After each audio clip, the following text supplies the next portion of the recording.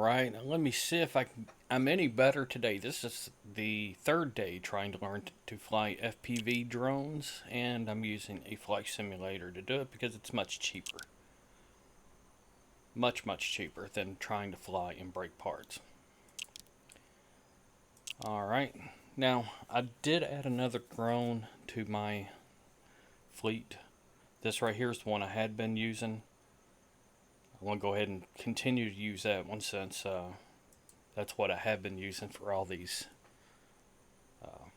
progression videos. And this time I'm going to go ahead and start on the same simple layout or simple track or level, whatever you want to call it, as I did the first couple times. But I'm going to only stay on this for a short period of time, and then I'm going to move on to something a little bit more near and dear to my heart. As you can see, I've gotten quite a bit better, and surprisingly that was my first take.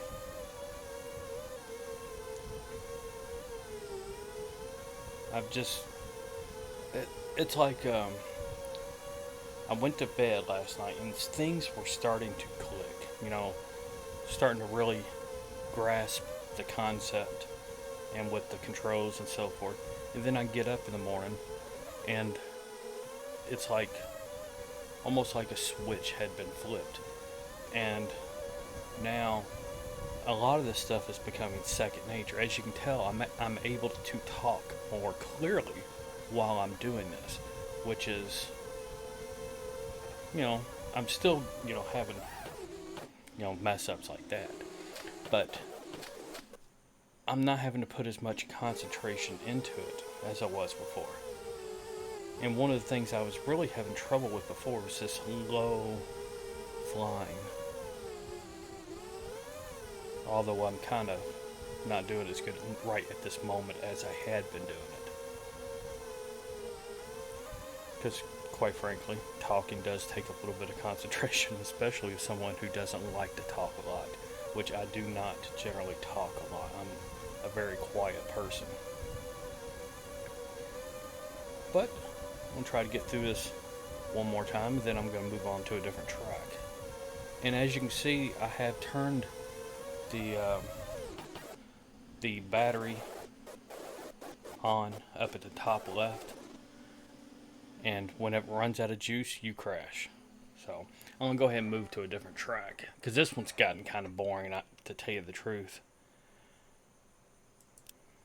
I know I can select a different track without exiting that, but I like going back here. It's just, I don't remember the names of the tracks, so it's easier if I go back this way. And I like this track even though it's hard to see. Let me go ahead and I'm going to choose the 6S drone for this one. This one has a little bit more power, but it's also a heavier drone. Alright, and I've also turned on this feature that basically simulates interference with the FPV goggles. That way, if you get behind obstacles, your screen starts getting flickery. Like right now, it's turned on. I can turn it off. Well, pardon me, that's the view button. See, now that's perfectly clear, or I can click that and then it's more like looking through goggles. And you can see if you get behind stuff or far away from the actual little character that they put in here that's supposed to represent you, it gets kind of staticky and there's a lot of interference. Now, I'm still nowhere near as good as what I would consider competent, but I'm definitely way better than I had been.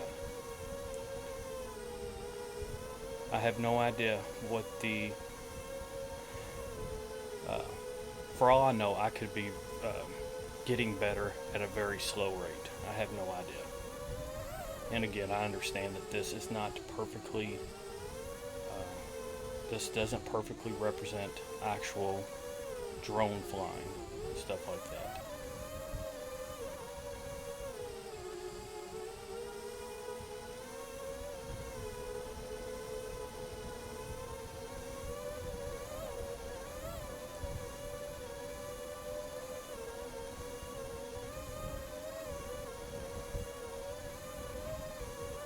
Whoops, crashed.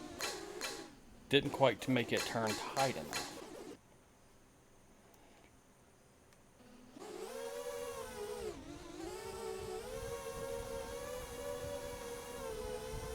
But I think it's safe to say that I have improved quite a bit. I could barely fly this thing at all a couple days ago. And now, for the most part, I'm getting it to go where I want. I'm just not as precise as I'd like to be, obviously.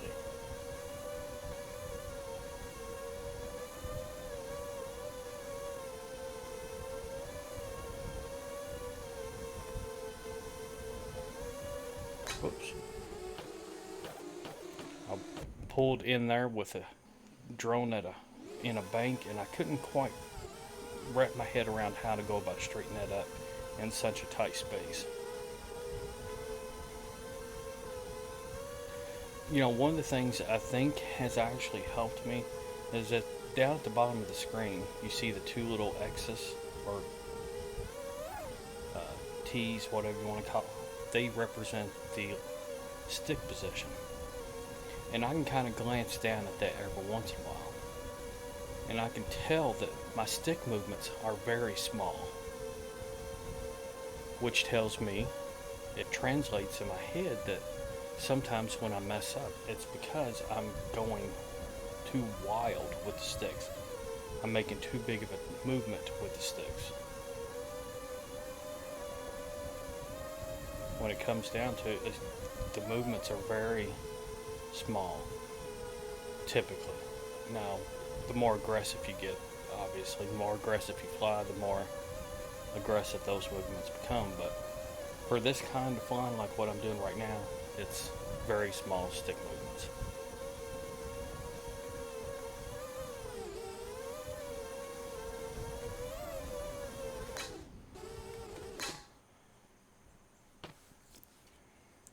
I'm going to try to fly this one until the battery goes dead, so you can kind of see what I'm talking about. Because I don't know how familiar a lot of people is with this flight simulator. Quite honestly, I didn't even know there was a such thing as a FPV drone flight simulator until like 3 or 4 days ago. I was probably closer to a week ago whenever I started researching. But I want to show how this thing reacts whenever the battery actually goes dead. And of course I'm flying kind of conservatively just to make sure I don't crash. But this whole interference thing, how you can turn that on and off, I actually like that, because it kind of gets you used to interference. Because my goal eventually is to, you know, have a good pair of fat sharks with, I think somebody called them diopter lenses added to it. That way people like me who are farsighted, who can't see stuff up close, can actually see what's going on in the Fat Shark FPV goggles.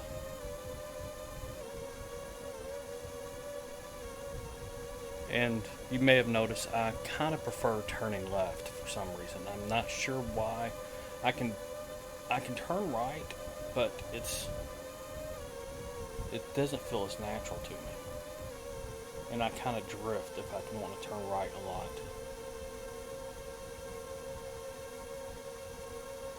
It could just be something along the lines of I've actually just made more left-hand turns than right-hand turns, so I've gotten more used to it, but for some reason it seems like I just feel more comfortable with left-hand turns.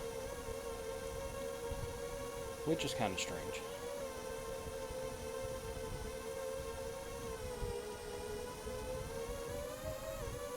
Of course, that cargo container, you can actually fly down through it. I've tried it a couple times, never been able to do it. It's like at a 45-degree angle, and it's narrow entrance and exit, and it's actually a very small tunnel. But I'm not going to try that here. As you can see, my battery voltage is down to 21.5 volts. Of course, the battery will last longer with this kind of flying because it's extremely, conservative. I don't want to overuse that term, but that's exactly what it is.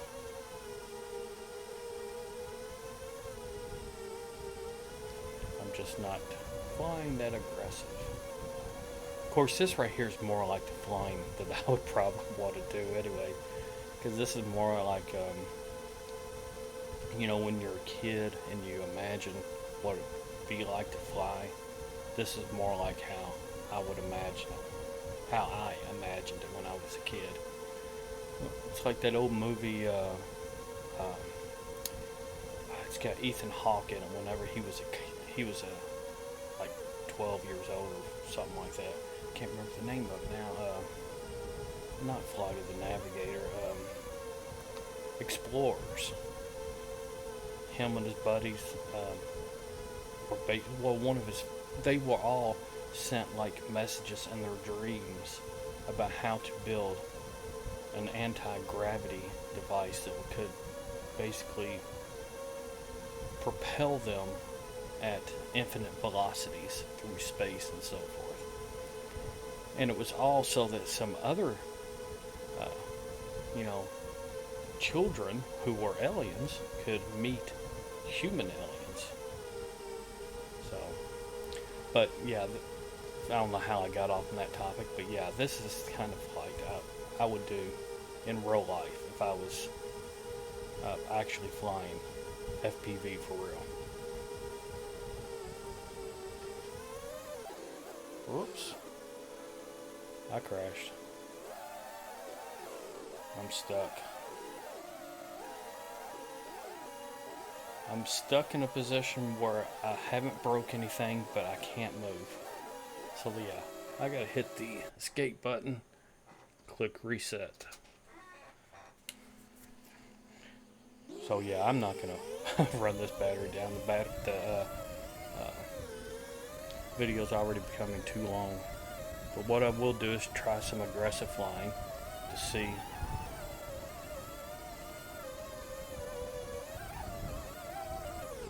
To kind of show you what I've learned so far. Now, of course, I'm not going to be able to speak as clearly, and I'm trying to be more aggressive because it's taking more concentration, and I got an old brain. And my old brain is like old Macintosh. I can only do one thing at a time.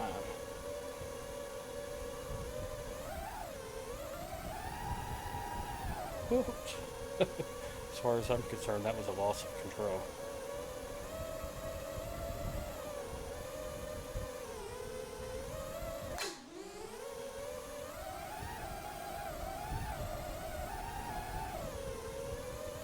But you will, with the battery simulator turned on in the top left, the flight characteristics will change throughout the flight. I mean, just 1 minute into the flight, you can tell that the battery is not producing as much or not producing enough power to produce as much thrust as it was initially. And just a little subtle change makes kind of a big difference.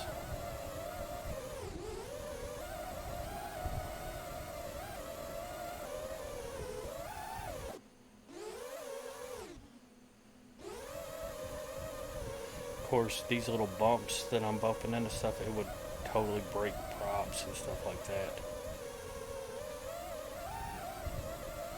But yeah, this is day 3, and this is pretty much my progress. And I think there is a fairly big difference between day 2 and day 3.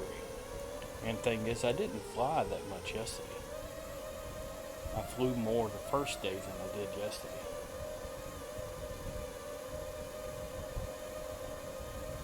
But I guess that's about it.